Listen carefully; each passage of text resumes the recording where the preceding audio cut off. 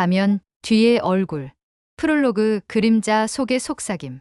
2024년 3월 서울 강남구의 한 고층 빌딩 지하실. 컴퓨터 화면들이 깜박이는 어두운 공간에서 오창민 52은 키보드를 두드리고 있었다. 그의 얼굴은 20년 전의 분노와 절망이 깊게 새겨져 있었다. 이제 시작이다. 그가 중얼거리며 엔터키를 눌렀다. 화면에 Shadow Game System Activated라는 메시지가 떴다. 전국 각지에서 수백 개의 스마트폰에 동시에 메시지가 발송되었다. 모두 신중하게 선별된 타겟들이었다. 재벌가 자제들, 정치인의 자녀들, 영향력 있는 인물들의 가족들. 게임이 시작됐다. 이번에는 내가 규칙을 정하는 거야. 한 장 무료함의 끝. 서울 강남구 청담동의 펜트하우스. 총면적 300평의 이 공간에서 이준혁 28은 거대한 커브드 모니터 앞에 앉아 있었다. 대한그룹 회장의 셋째 아들인 그에게 이 세상에 불가능한 것은 거의 없었다. 또 하루가 지나가는군. 그가 한숨을 쉬며 시계를 봤다. 오후 3시. 하루 종일 아무것도 하지 않았다. 벽면을 가득 채운 명품 컬렉션들, 차고에 즐비한 슈퍼카들, 전 세계 어디든 갈 수 있는 프라이빗 제트. 모든 것이 그에게는 의미 없는 장식품일 뿐이었다. 그때 핸드폰이 울렸다. 모르는 번호였다. 당신의 지루한 일상을 바꿔드릴 특별한 제안이 있습니다. 섀도우 게임, 진정한 스릴과 보상을 원한다면 첨부된 링크를 클릭하세요. 이준혁은 평소 같으면 스팸으로 분류했을 것이다. 하지만 오늘은 달랐다. 극도의 무료함이 그를 충동적으로 만들었다. 링크를 클릭하자 화면이 검은색으로 변했다. 잠시 후 신비로운 음성이 흘러나왔다. 환영합니다. 플레이어 1점 당신은 이제 섀도우 게임의 참가자입니다. 화면에 정교하게 디자인된 인터페이스가 나타났다. 마치 고급 온라인 게임 같았지만 어딘가 다른 분위기가 느껴졌다. 섀도우 게임 규칙. 매주 하나의 미션이 주어집니다. 미션 완료 시 상금을 받습니다. 미션 실패 시 벌금을 지불합니다. 게임 중도 포기는 불가능합니다. 모든 미션은 익명으로 수행됩니다. 게임 내용을 외부에 누설 시 심각한 페널티가 있습니다. 첫 번째 미션을 확인하세요. 이준혁이 엔터를 누르자 새로운 화면이 떴다. 미션 1 정보 수집. 대상 박민준 45세, 대형 건설사 부사장. 목표 그의 주요 약점 3가지 찾기. 보상 500만 원. 실패 시 벌금 300만 원. 제한 시간 일주일. 흥미롭군. 이준혁의 눈에 오랜만에 호기심이 스며들었다. 화면 오른쪽에는 실시간 랭킹이 표시되었다. 이미 수백 명의 플레이어들이 게임에 참여하고 있었고 상위권 플레이어들은 이미 수천만 원을 벌어들이고 있었다. 그는 게임에 대해 더 알아보기 위해 인터넷을 검색해봤지만 관련 정보는 전혀 나오지 않았다. 마치 존재하지 않는 것처럼 완벽하게 숨겨져 있었다. 진짜 흥미롭군. 두장 수사관의 직감. 서울중앙지방경찰청 강력수사일과. 한주영 형사 35는 최근 한 달간 쌓인 사건 파일들을 정리하고 있었다. 형, 이것 좀 봐요. 후배, 형사 김태현 29이 다가왔다. 최근 터진 스캔들들 목록인데 뭔가 이상하지 않아요? 한주영이 파일을 받아보며 고개를 끄덕였다. 20년 경력의 베테랑 형사인 그의 직감이 무언가를 감지하고 있었다. 최근 1개월간 터진 주요 스캔들. 3월 1일 A그룹 부회장 불륜 스캔들. 3월 5일 비정치인 뇌물수수 의혹. 3월 12일 C연예인 학교 폭력 과거 폭로. 3월 18일 D기업 임원 주식 조작 의혹. 3월 25일 이판사 골프 접대 논란. 패턴이 있어. 한주영이 파일을 펼치며 말했다. 모든 제보가 너무 구체적이고 정확해. 마치 전문가가 조사한 것 같아. 더 이상한 건 모든 제보자가 익명이라는 거예요. 그리고 제보 방식도 비슷해요. 모두 온라인으로 증거 자료와 함께 완벽하게 정리되어서 들어왔어요. 한주영은 경험상 이런 우연은 없다는 것을 알고 있었다. 누군가가 조직적으로 이들을 타겟으로 하고 있어. 그런데 왜요? 이들 사이에 공통점이 있을까요? 찾아봐야겠어. 한주영이 일어서며 말했다. 우선 이들의 공통점부터 파악해보자. 그들은 하루 종일 자료를 분석했다. 그 결과 놀라운 공통점을 발견했다. 형, 이것 봐요. 김태현이 흥분해서 말했다. 이들이 모두 20년 전 대한그룹 횡령 사건과 연관이 있어요. 직접적이든 간접적이든. 한주영의 눈이 번뜩였다. 20년 전 대한그룹 사건. 내가 수습 형사 시절에 잠깐 담당했던 사건이야. 어떤 사건이었어요? 복잡한 사건이었어. 내부 고발자가 있었는데 갑자기 사라졌거든. 결국 증거 부족으로 무혐의 처리됐고, 한주영이 기억을 더듬으며 말했다.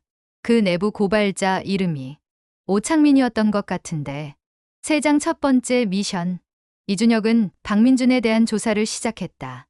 처음에는 단순한 호기심이었지만 점점 진지해졌다.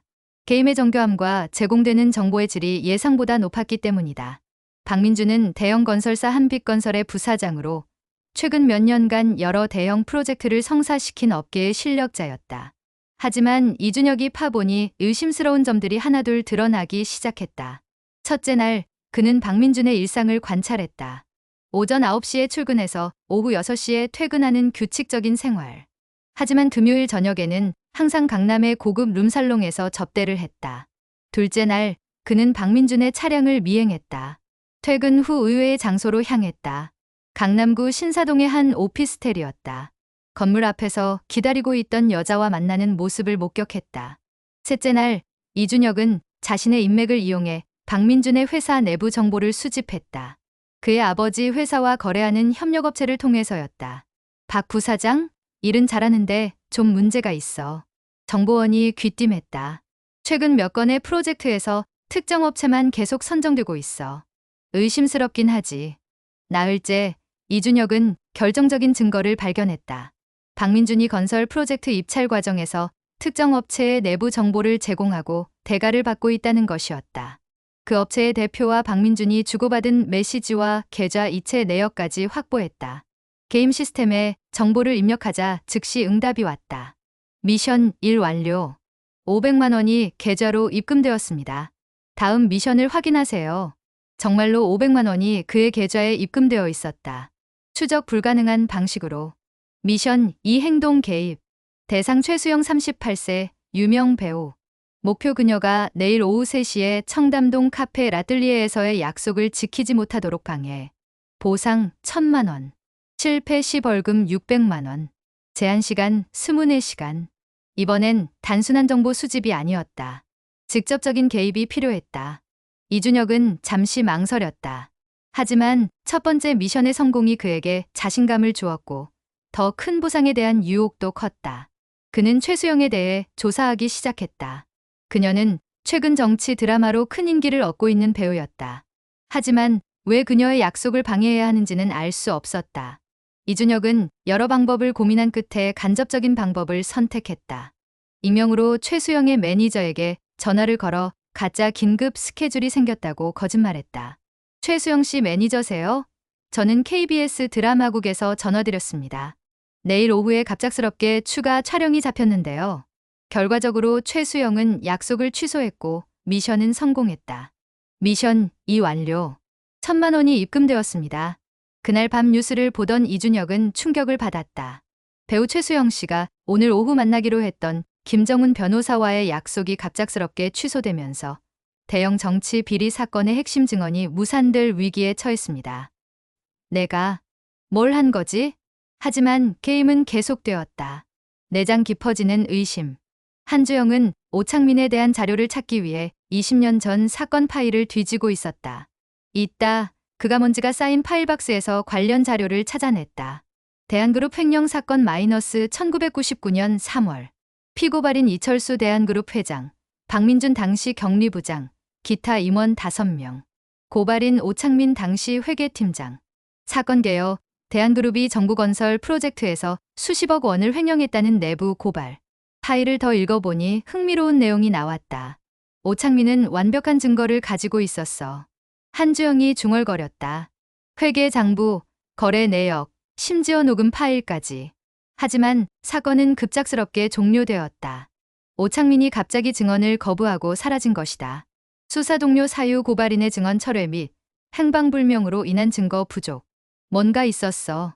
한주영의 직감이 말하고 있었다. 그는 당시 사건을 담당했던 선배 형사를 찾아갔다. 이미 정년퇴직한 박철호 전 형사였다. 오창민, 그 이름 기억나지? 박철호가 소주잔을 기울이며 말했다. 불쌍한 놈이었어. 무슨 일이 있었나요? 협박을 받았거든. 가족까지 위협받았어. 어린 딸이 하나 있었는데 학교에서 괴한들이 따라다닌다고 하더라고. 한주영이 놀라며 물었다. 그래서 증언을 포기한 거군요. 그뿐만 아니야. 그놈들이 오창민의 과거까지 파헤쳐서 협박했어. 학창시절의 사소한 일탈부터 시작해서 결국 오창민은 가족과 함께 해외로 도피했지. 그 후엔 어떻게 됐나요? 소식이 없어. 아마 지금도 어딘가에서 숨어 살고 있을 거야. 하지만 박철호가 의미심장하게 말했다. 만약 그가 돌아온다면 복수를 꿈꿀 것 같은데. 5장 게임의 진화. 이준혁에게는 계속해서 새로운 미션들이 주어제다. 미션 3 정보 조작. 대상 김정호 정치인. 목표 그의 연설회에서 질문자로 위장하여 당황스러운 질문하기. 보상 1,500만 원. 미션 4 소셜미디어 조작. 대상 한국산업은행 주가. 목표 특정 루머를 온라인에 유포하여 주가에 영향 주기. 보상 2천만 원. 미션 5개인 정보 수집. 대상 고법원 판사 이상호. 목표 그의 개인적 약점 찾아내기. 보상 2,500만 원. 미션들은 점점 더 구체적이고 위험해졌다. 보상금도 늘어났지만 이준혁은 불안감을 느끼기 시작했다. 어느 날 그는 게임 시스템에서 다른 참가자들과 소통할 수 있는 익명 채팅방을 발견했다. 플레이어 047, 이 게임 정말 위험한 것 같아요. 우리가 하는 일들이 실제로 사람들에게 피해를 주고 있어. 플레이어 123, 그래도 돈은 확실히 주잖아. 나는 이미 5천만 원 벌었어. 플레이어 001 이준혁, 게임 운영자가 누구인지 아는 사람 있어요? 플레이어 199, 모르지. 하지만 이렇게 정교한 정보를 수집할 수 있는 건 분명 거대한 조직일 거야. 플레이어 078, 나는 정치인이야. 이 게임 때문에 우리 업계가 난리 났어. 누군가 우리를 타겟으로 하고 있는 게 분명해. 대화를 통해 이준혁은 충격적인 사실을 알게 되었다. 참가자들이 전국적으로 수백 명이나 되고 대부분이 사회적 영향력을 가진 사람들이나 그들의 가족이라는 것이었다. 플레이어 156, 우리 모두 선별된 거야. 우연히 선택된 게 아니라. 플레이어 234, 맞아. 나는 검사인데 최근에 맡은 사건들과 이 게임의 타겟들이 겹쳐. 플레이어 001, 혹시 우리가 누군가의 복수의 도구로 사용되고 있는 건 아닐까? 채팅방이 잠시 조용해졌다가 새로운 메시지가 올라왔다. 시스템 관리자 플레이어 001 과도한 추측은 게임 진행에 방해가 됩니다. 다음 미션에 집중하시기 바랍니다. 이준혁의 등골이 오싹해졌다. 그들이 채팅을 모두 감시하고 있었던 것이다. 6장 수사의 전환점. 한주영은 사이버 수사팀에 도움을 요청했다. 샤도우 게임이라는 게임을 추적할 수 있나요? 그가 사이버 수사팀장 이정민에게 물었다. 샤도우 게임? 이정민이 컴퓨터를 두드리기 시작했다. 들어본 적 있어요. 최근 다크웹에서 화제가 되고 있는 게임이죠. 어떤 게임인가요? 현실에서 미션을 수행하면서 돈을 버는 게임이에요. 참가자들이 실제로 사람들의 사생활을 조사하거나 행동에 개입하고 있어요. 법적으로 회색지대를 넘나드는 미션들이 많습니다. 한주영의 눈이 날카로워졌다. 그 게임에 접근할 수 있을까요? 어렵긴 하지만 잠입 수사를 해볼 수는 있어요. 하지만 위험할 수 있어요. 상당히 정교하게 만들어진 시스템이거든요. 해보세요. 이정민은 며칠간의 작업 끝에 샤도우 게임에 잠입하는 데 성공했다. 플레이어 777로 가입한 한주영은 게임의 실체를 파악하기 시작했다. 이건 단순한 게임이 아니에요. 그가 팀원들에게 보고했다. 누군가가 참가자들을 이용해서 특정 인물들을 체계적으로 공격하고 있어요. 정치인, 재벌, 언론인, 판사. 모두 사회적 영향력을 가진 사람들이에요. 그런 배후에 누가 있다는 거죠? 아직 확실하지 않지만 이 정도 규모의 작업을 할 수 있는 건 상당한 조직력과 자금력이 필요해요. 한주영이 받은 첫 번째 미션은 충격적이었다. 미션 한주영 형사, 서울중앙지방경찰청 강력수사일과의 약점 찾기. 날 직접 노리고 있었군.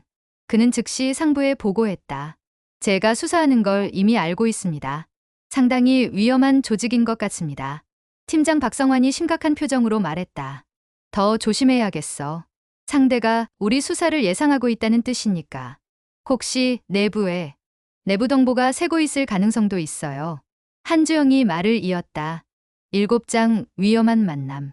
이준혁은 점점 게임에서 벗어나고 싶어졌다. 하지만 규칙에 따르면 중도 포기는 불가능했다. 그러던 어느 날 그에게 특별한 미션이 주어졌다. 특별 미션 최종 과제. 대상 윤석진 52세 대통령 후보. 목표 그의 과거 스캔들 결정적 증거 확보. 보상 1억 원. 실패 시 벌금 5천만 원. 제한 시간 2주. 대통령 후보까지. 이준혁이 경악했다. 이번 미션은 이전과 달리 상세한 정보가 함께 제공되었다. 윤석진 후보의 과거 행적, 인맥 관계, 심지어 가족 정보까지. 이준혁은 망설였다. 하지만 이미 너무 깊이 들어온 상태였고 1억 원이라는 거액도 유혹적이었다. 조사를 시작한 그는 놀라운 사실을 발견했다. 윤석진 후보가 20년 전 자신의 아버지가 운영하던 건설회사에서 횡령 사건에 연루되었다는 증거들이었다. 하지만 더 깊이 파보니 이상한 점을 발견했다. 그 횡령 사건이 바로 대한그룹 횡령 사건과 연관되어 있었던 것이다. 잠깐, 이게 우연의 일치일까? 이준혁은 자신의 아버지와 윤석진, 그리고 20년 전 사건 사이의 연결고리를 추적하기 시작했다. 그 과정에서 그는 충격적인 진실을 마주했다. 20년 전 자신의 아버지 이철수와 윤석진이 함께 오창민을 협박해서 증언을 포기하게 만들었다는 것이었다. 아버지가 그런 일을? 8장 진실의 파편들. 한주영은 게임 내에서 이상한 활동을 하는 플레이어 영영이를 발견했다. 다른 참가자들과 달리 게임의 의문을 제기하고 운영자의 정체를 파악하려고 하는 모습이었다. 그는 조심스럽게 플레이어 영영일에게 접근했다. 플레이어 777 한주영. 플레이어 001 혹시 이 게임의 진짜 목적이 뭔지 생각해 본 적 있나요? 플레이어 001 이준혁 정치적 목적인 것 같습니다. 특정 인물들을 타겟으로 하고 있어요. 플레이어 777 저도 같은 생각입니다. 혹시 20년 전 대한그룹 사건에 대해 아시나요? 플레이어 001 어떻게 그걸? 제가 조사하던 것과 관련이 있는 것 같아요. 플레이어 777 직접 만나서 이야기할 수 있을까요? 위험할 수도 있지만 함께 해결책을 찾아야 할 것 같습니다. 플레이어 001 어디서 만날까요? 플레이어 777 한강공원 반포지구 전망대. 내일 오후 3시. 다음 날 한강공원에서 두 사람이 만났다. 서로의 정체를 확인한 순간 둘 다 놀랐다. 형사님이셨군요. 이준혁이 말했다.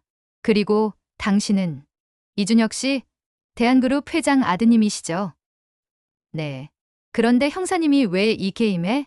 한주영이 상황을 설명했고 이준혁도 자신의 경험을 털어놓았다. 우리 둘 다 이용당한 거군요. 한주영이 말했다. 저는 수사를 방해받았고 당신은 그들의 도구로 사용되었고. 그럼 이 게임의 목적이 뭘까요? 복수일 가능성이 높아요. 한주영이 신중하게 말했다. 20년 전 대한그룹 사건의 내부 고발자 오창민이 배후에 있을 것 같습니다. 오창민? 이준혁이 놀라며 되물었다. 네. 당시 당신 아버지를 고발했던 사람이에요. 하지만 협박을 받고 증언을 포기한 후 행방불명됐죠. 이준혁의 얼굴이 창백해졌다. 그럼 저는 아버지를 고발한 사람의 복수 도구로 사용된 거군요. 그런 것 같아요. 하지만 이제 우리가 진실을 밝혀야 합니다. 9장 숨겨진 과거. 그날 밤 이준혁은 아버지 이철수 65를 찾아갔다. 대한그룹 회장실에서 늦은 시간까지 일하고 있던 아버지는 아들의 방문을 의외로 여겼다. 준혁아, 이 시간에 웬일이냐? 아버지, 20년 전 일에 대해 물어볼 게 있어요. 이철수의 표정이 순간 굳었다. 무슨 일 말이냐? 오창민이라는 사람, 기억나세요? 이철수가 침묵했다. 아버지가 그를 협박해서 증언을 포기하게 만든 게 사실인가요? 이철수는 한참을 생각하더니 깊은 한숨을 쉬었다. 앉아라. 그가 소파를 가리켰다. 이야기해 줄게. 20년 전 회사가 어려운 시기였다. 정부 프로젝트 자금을 일시적으로 다른 용도로 사용할 수밖에 없었어. 하지만 그것도 회사와 직원들을 살리기 위해서였다. 그게 횡령이었잖아요. 법적으로는 그렇지. 하지만 우리 의도는 선했어. 문제는 오창민이 그걸 이해하지 못했다는 거야. 이준혁이 분노하며 말했다. 그래서 그의 가족까지 위협한 거예요? 우리는 직접 위협하지 않았어. 하지만 이철수가 말을 멈췄다. 윤석진이 과격한 방법을 썼지. 나는 말렸지만. 윤석진, 지금의 대통령 후보요? 당시 우리 회사 법무팀 변호사였어. 지금은 정치인이 됐지만. 이준혁은 모든 퍼즐이 맞춰지는 걸 느꼈다. 오창민의 복수 대상이 자신의 아버지와 윤석진 두 사람이었던 것이다. 열장 위험한 게임. 한편 한주영은 섀도우 게임의 서버 위치를 추적하고 있었다. 사이버 수사팀의 도움으로 마침내 IP 주소를 역추적하는 데 성공했다. 서버가 강남구 테헤랄로에 있는 New Tech Solutions라는 IT 회사에 있어요. 이정민이 보고했다. 그 회사 정보를 찾아보세요. 조사 결과 New Tech Solutions는 표면적으로는 보안 솔루션을 개발하는 회사였지만 실제로는 오창민이 가명으로 운영하는 회사였다. 오창민. 역시 그였군. 한주영이 중얼거렸다. 그는 즉시 이준혁에게 연락했다. 이준혁 씨, 오창민의 위치를 찾았어요. 오늘 밤 함께 가보시겠어요? 네, 가겠습니다. 이제 끝을 내야죠. 11장 되면. 그날 밤 11시 한주영과 이준혁은 New Tech Solutions 건물 앞에 서 있었다. 정말 들어가실 건가요? 한주영이 마지막으로 확인했다. 위험할 수 있어요. 해야 해요. 더 이상 많은 사람들이 피해를 당할 순 없어요. 그들은 건물에 잠입했다. 6층에 있는 New Tech Solutions 사무실로 향했다. 사무실 문을 열자 거대한 모니터들이 섀도우 게임의 현황을 실시간으로 보여주고 있었다. 수백 명의 참가자들이 지금도 미션을 수행하고 있었다. 와보는 게 오래 걸렸군요. 뒤에서 목소리가 들렸다. 두 사람이 돌아보니 중년의 남자가 서 있었다. 오창민 씨죠? 한주영이 경계하며 물었다. 맞습니다. 한주영 형사, 그리고 이준혁 씨. 둘 다 제가 예상했던 조합이에요. 오창민은 생각보다 차분해 보였다. 20년단의 세월이 그를 변화시켰지만 눈에는 여전히 깊은 분노가 남아 있었다. 왜 이런 일을 하는 건가요? 이준혁이 물었다. 오창민이 의자에 앉으며 씁쓸하게 웃었다. 복수입니다. 20년 전 저는 옳은 일을 했어요. 회사의 불법 행위를 고발했죠. 하지만 어떻게 되었나요? 그가 창밖을 바라보며 계속했다. 저는 협박받고 쫓겨났어요. 제 딸은 학교에서 괴롭힘을 당했고 아내는 스트레스로 병이 났죠. 결국 가족과 함께 모든 걸 버리고 해외로 도피해야 했어요. 하지만 지금 하고 있는 일은 잘못된 거예요. 한주영이 말했다. 잘못된 일? 오창민이 날카롭게 반문했다. 그럼 20년 전에 저를 협박하고 제 가족을 위협한 건 옳은 일이었나요? 12장 복수의 대가. 오창민이 일어나서 컴퓨터 화면을 가리켰다. 보세요. 이들이 얼마나 많은 비리를 저지르고 있는지. 섀도우 게임을 통해 드러난 진실들을 보세요. 화면에는 게임을 통해 폭로된 수많은 스캔들들이 나열되어 있었다. 정치인들의 뇌물수수, 재벌들의 탈세, 판사들의 골프 접대. 이 모든 것들이 섀도우 게임이 없었다면 영원히 숨겨졌을 거예요. 하지만 무고한 사람들도 피해를 입었어요. 이준혁이 말했다. 저도 모르게 사람들에게 해를 끼쳤고. 무고한 사람? 오창민이 비웃었다. 당신의 아버지가 저에게 한 일을 생각하면 당신도 그 죄의 일부를 져야 하는 거 아닌가요? 저는 당시 태어나지도 않았어요. 하지만 당신은 그 더러운 돈으로 자랐잖아요. 두 사람의 언성이 높아졌다. 한주영이 나서서 진정시켰다. 잠시만요, 두 분. 이렇게 싸우면 아무것도 해결되지 않아요. 한주영이 오창민에게 다가갔다. 오창민 씨, 저는 당시 수습 형사로 그 사건을 담당했어요. 당신이 받은 부당한 대우를 알고 있어요. 하지만 지금의 방법은 잘못됐어요. 그럼 어떻게 하라는 거예요? 법은 저를 보호해주지 못했어요. 이제라도 늦지 않았어요. 이 게임으로 모은 증거들을 합법적인 방법으로 활용하세요. 진짜 범죄자들만 처벌받도록 도와드릴게요. 13장 선택의 순간. 오창민은 한동안 침묵했다. 그의 마음속에서 복수에 대한 갈망과 양심이 싸우고 있었다. 20년 동안 저는 이 순간만을 기다려왔어요. 그가 떨리는 목소리로 말했다. 매일 밤 악몽을 꾸며 복수를 계획했어요. 하지만 복수는 새로운 피해자만 만들어낼 뿐이에요. 이준혁이 말했다. 저처럼 말이에요. 전 아버지의 죄를 몰랐지만 결국 그것의 도구가 되어버렸어요. 오창민이 이준혁을 바라봤다. 당신, 정말 몰랐나요? 네. 어제서야 알았어요. 그리고 충격받았어요. 제가 존경하던 아버지가 그런 일을 했다는 게. 그럼 지금 어떤 기분인가요? 이준혁이 힘들게 말했다. 배신감과 분노, 그리고 죄책감이요. 하지만 동시에 이제라도 진실을 알게 되어서 다행이라는 생각도 들어요. 오창민의 눈에 눈물이 맺혔다. 저도 지쳤어요. 복수에 매달려 있는 게. 한주영이 다가와서 말했다. 그럼 이제 끝내세요. 샤도우 게임을 멈추고 진짜 정의를 위해 함께해요. 14장 새로운 시작. 오창민은 결국 동의했다. 하지만 문제가 있었다. 게임을 갑자기 중단하면 참가자들이 반발할 거예요. 이미 많은 돈을 투자한 사람들도 있고. 그건 우리가 해결할게요. 이준혁이 말했다. 참가자들에게 상황을 설명하고 합법적인 방법으로 전환하도록 설득해보죠. 그들은 우선 주요 참가자들에게 긴급 메시지를 보냈다. 샤도우 게임의 진실에 대한 중요한 발표가 있습니다. 내일 오후 2시 강남 센터시티 컨벤션홀에서 긴급 집회를 개최합니다. 모든 참가자의 참석을 권합니다. 운영진. 다음날 컨벤션홀에는 100여 명의 참가자들이 모였다. 재벌가 자제들, 정치인의 자녀들, 사회적 지위가 있는 사람들이 대부분이었다. 이준혁이 단상에 올라 마이크를 잡았다. 안녕하세요. 저는 플레이어 001 이준혁입니다. 웅성거림이 일었다. 오늘 여러분에게 샤도우 게임의 진실을 말씀드리려고 합니다. 그는 오창민의 이야기부터 시작해서 게임의 진짜 목적, 그리고 자신이 겪은 일들을 솔직하게 이야기했다. 청중들의 반응은 다양했다. 분노하는 사람들, 당황하는 사람들, 이해하려고 노력하는 사람들. 그렇다면 우리는 복수의 도구로 이용당한 거네요? 한 참가자가 분노하며 소리쳤다. 일부는 그렇습니다. 한주영이 나서서 답했다. 하지만 여러분이 발견한 진실 중에는 실제로 공익에 도움이 되는 것들도 많아요. 그럼 우리가 벌어들인 돈은 어떻게 되는 거죠? 다른 참가자가 물었다. 오창민이 단상에 올라왔다. 제가 모든 책임을 지겠습니다. 여러분이 받은 돈은 그대로 가지세요. 대신 앞으로는 합법적인 방법으로만 활동해 주세요. 15장 폭로와 화해. 며칠 후 대대적인 기자회견이 열렸다. 오창민, 이준혁, 한주영이 함께 나와서 샤도우 게임의 전모를 공개했다.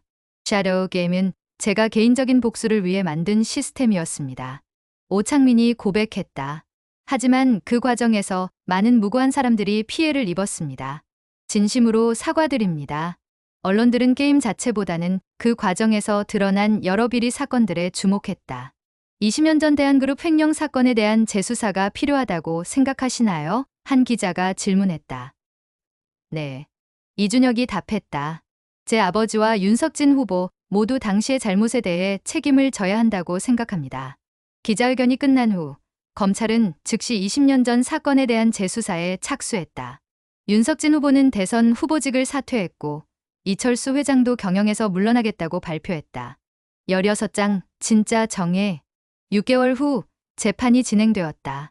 법정에서 이철수와 윤석진은 20년 전의 횡령과 협박 혐의에 대해 유죄 판결을 받았다.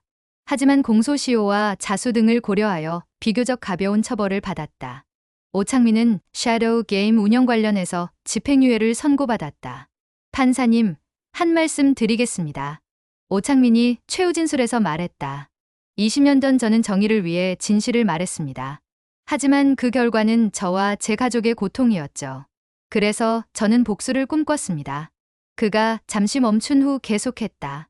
하지만 복수는 또 다른 고통만 만들어낼 뿐이라는 걸 깨달았습니다. 진짜 정의는 법과 제도를 통해 이루어져야 한다는 것도요. 방청석에서 이준혁이 고개를 끄덕였다. 17장 새로운 길. 1년 후 이준혁은 완전히 달라진 삶을 살고 있었다. 그는 대한그룹의 경영에서 물러난 아버지를 대신해 회사의 투명 경영을 위해 노력하고 있었다. 샤도우 게임에서 만난 참가자들과 함께 트루트 플랫폼이라는 사회적 기업도 설립했다. 이번엔 진짜 공익을 위한 일이에요. 그가 직원들에게 말했다. 권력자들의 비리를 감시하되 합법적이고 윤리적인 방법으로만 하는 거죠. 트루트 플랫폼은 시민들이 부패와 비리를 신고할 수 있는 플랫폼으로 모든 신고는 변호사와 수사기관의 검토를 거쳐 처리되었다. 한주영은 승진해서 사이버 범죄 수사대장이 되었다. 그는 섀도우 게임 같은 사건이 다시 일어나지 않도록 온라인 범죄 예방에 매진했다. 기술이 발달할수록 새로운 유형의 범죄가 나타나요. 그가 부하 직원들에게 말했다. 우리가 항상 한 걸음 앞서 생각해야 합니다. 18장 용서와 화해. 오창민은 집행유예를 마친 후 정보보안 컨설팅 회사를 차렸다.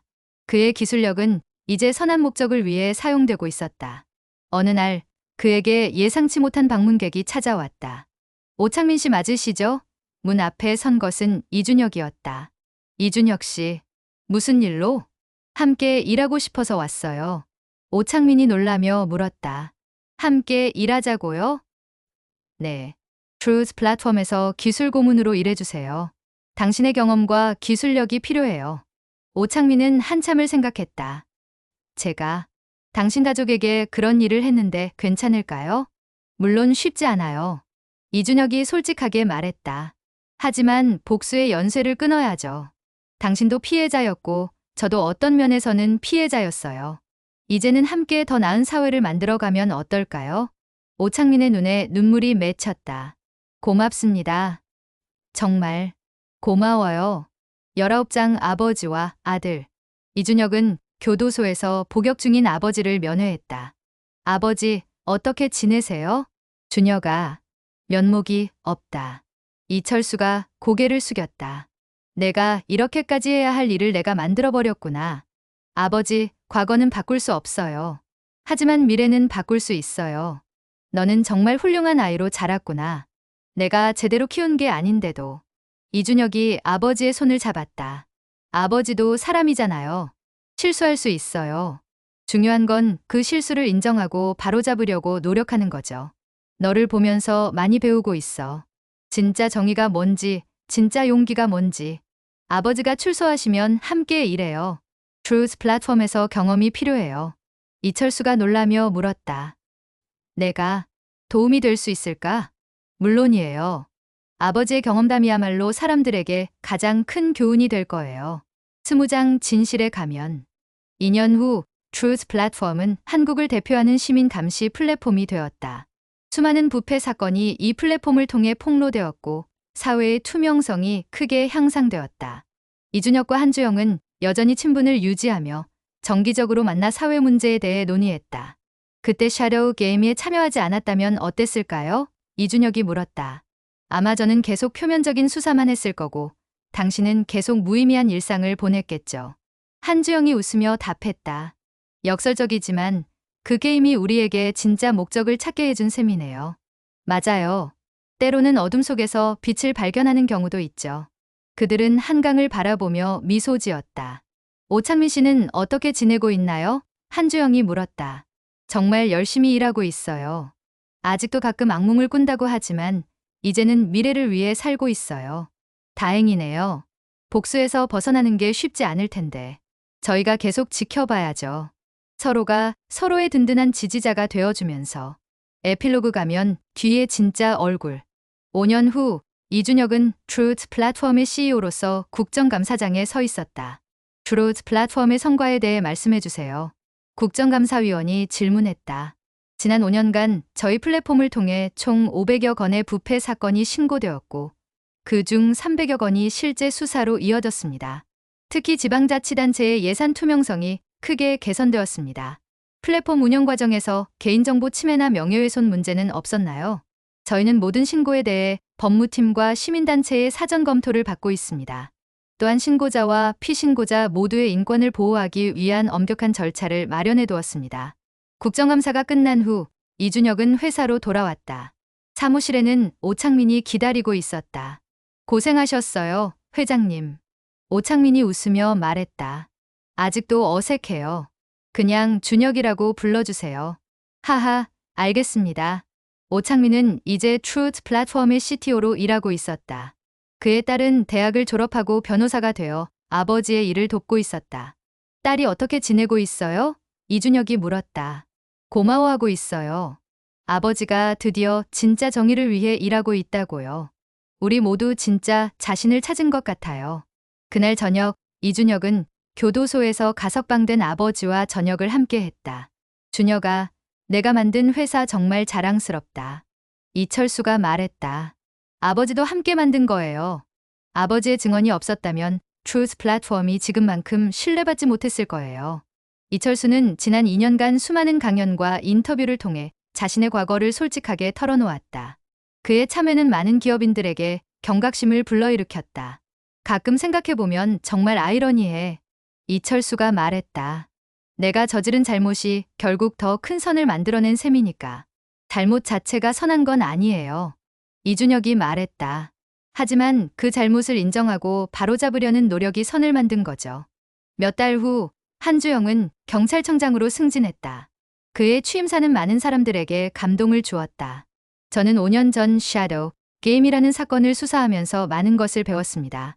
법과 정의, 그리고 진정한 보호가 무엇인지 말입니다. 그가 마이크에 대고 말을 이었다. 경찰의 역할은 단순히 범죄자를 잡는 것이 아니라 시민들이 안전하게 살 수 있는 사회를 만드는 것입니다. 그리고 그 과정에서 누구도 소외되지 않도록 하는 것이 우리의 책무입니다. 취임식 후 열린 기자회견에서 한 기자가 질문했다. 섀도우 게임 사건이 청장님에게 어떤 교훈을 주었나요? 진실은 때로는 아픈 것일 수 있지만 그것을 직시하는 용기가 진정한 변화를 만든다는 걸 배웠습니다. 그리고 적대 관계에 있던 사람들도 서로를 이해하고 협력할 수 있다는 것도요. 구체적으로 어떤 변화를 추진하실 계획인가요? 경찰 조직 내부의 투명성을 높이고 시민들과의 소통을 강화하겠습니다. 트루스 플랫폼 같은 시민 감시 기구와도 적극 협력할 예정입니다. 그날 밤 세 사람은 오랜만에 한자리에 모였다. 한강공원에서의 첫 만남을 기념하며 같은 장소에서 만난 것이다. 처음 여기서 만났을 때를 생각하니 정말 격세지감이네요. 이준혁이 말했다. 그때는 서로 의심하고 경계했는데 이제는 가장 믿을 수 있는 동료가 됐죠. 한주영이 웃었다. 오창민이 한강을 바라보며 조용히 말했다. 저는 그때까지도 복수만 생각하고 있었어요. 하지만 여러분을 만나면서 진짜 의미 있는 일이 뭔지 알게 됐어요. 우리 모두 가면을 벗고 나서야 진짜 자신을 찾을 수 있었네요. 이준혁이 말했다. 가면을 쓰고 있을 때는 자신도 속이게 되죠. 한주영이 말했다. 저도 형식적인 정의에만 매달려 있었는데 진짜 보호해야 할 사람들이 누구인지 깨달았어요. 오창민이 고개를 끄덕였다. 복수라는 가면 뒤에 숨어서 더 많은 피해를 만들고 있었어요. 이제는 건설적인 변화를 위해 일할 수 있어서 행복합니다. 세 사람은 잠시 침묵했다가 이준혁이 말을 이었다. 앞으로도 서로 견제하고 도우면서 가야겠네요. 혹시 다시 가면을 쓰고 싶은 유혹이 생길 때마다. 약속해요. 한주영이 손을 내밀었다. 약속합니다. 오창민이 그 위에 손을 올렸다. 약속해요. 이준혁이 마지막으로 손을 얹었다. 10년이 흐른 후 트루스 플랫폼은 아시아 여러 나라로 확산되었다. 한주영은 국제경찰기구에서 사이버 범죄 예방을 위한 국제협력 프로그램을 총괄하고 있었다. 오창민은 세계적인 정보보안 전문가가 되어 민주주의와 투명성을 위한 기술 개발에 매진하고 있었다. 섀도우 게임 사건은 교과서에도 실렸다. 개인의 복수가 어떻게 사회 전체에 영향을 미칠 수 있는가, 기술의 힘을 올바르게 사용하는 방법, 진정한 정의란 무엇인가에 대한 중요한 사례 연구가 되었다. 이들의 이야기는 많은 사람들에게 영감을 주었다. 권력을 가진 사람은 그 힘을 어떻게 사용해야 하는지, 복수보다는 용서와 화해가 얼마나 큰 변화를 만들 수 있는지, 그리고 진짜 자신의 모습으로 사는 것이 얼마나 중요한지를 보여주는 살아있는 증거가 되었다. 어느 인터뷰에서 이준혁은 이렇게 말했다. 가면 뒤에 숨어 있을 때는 자신이 누구인지도 잊어버리게 돼요. 하지만 가면을 벗고 나면 비로소 진짜 자신과 마주할 수 있죠. 그리고 그때부터 진정한 삶이 시작되는 것 같아요. 한주영은 이렇게 덧붙였다. 우리는 모두 어떤 식으로든 가면을 쓰고 살아갑니다. 하지만 중요한 건 그 가면이 자신을 보호하기 위한 것인지 아니면 다른 사람을 속이기 위한 것인지를 구별하는 거예요. 오창민의 마지막 말은 이랬다. 복수는 결코 진짜 만족을 주지 않아요. 하지만 용서와 화해는 모든 사람을 치유하고 성장시킵니다. 그것이 제가 배운 가장 큰 교훈이에요. THEND. 그들은 가면을 벗고 나서야 진짜 자신의 얼굴을 발견할 수 있었다. 그리고 그 진짜 얼굴로 세상을 바꿔나갔다.